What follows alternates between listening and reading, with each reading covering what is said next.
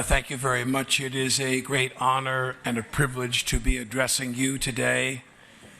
I am told that the UN Permanent Forum on Indigenous Issues is the primary UN instrument for addressing issues of concern for Indigenous peoples around the world.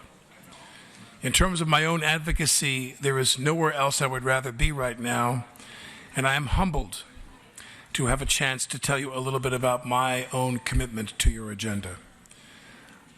My involvement in this work dates back to the Paris Climate Conference, to which I was invited by the United Nations to participate in a series of events with a focus on Indigenous peoples and environmental protection.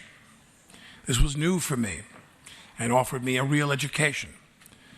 The first and clearest message that came through was that climate change is hitting hardest those who have done least to cause it, especially the world's indigenous peoples from the Arctic to the tropics. I also learned that we can't address climate change without the protection, restoration, and sustainable management of the world's tropical forests. Our forests offer a natural, safe, and proven climate solution, and we need to protect them with all of our collective might. An essential component of this means investing in and empowering the people and communities that are protecting forests on the ground. You all know better than anyone that Indigenous peoples and forest communities around the world have been and continue to be the best stewards of the forests. Forests in Indigenous lands and territories have higher levels of biodiversity, lower rates of deforestation, better ecosystem functioning, more climate mitigation, and are overall managed more effectively to the benefit of local communities and the planet. However, I met a number of Indigenous leaders in Paris and have met many more since who have relayed the message that Indigenous peoples are up against significant barriers as stewards and guardians of the world's forests. For one, a large percentage of the Indigenous peoples and forest communities still lack secure rights to their lands. This gap in land rights is bad for forests, it is bad for the climate, and it is bad for people. From conversations with leaders like Diana Rios from Peru, I heard how this land tenure insecurity leaves vulnerable and the very heroes that are working tirelessly to protect and defend the world's forests from agribusiness, illegal logging, mining, oil, drugs, poaching, dams, and other threats. Also, I recognize with great concern the increase in violence against Indigenous peoples and those defenders protecting the environment, wildlife, and forests on behalf of all of us.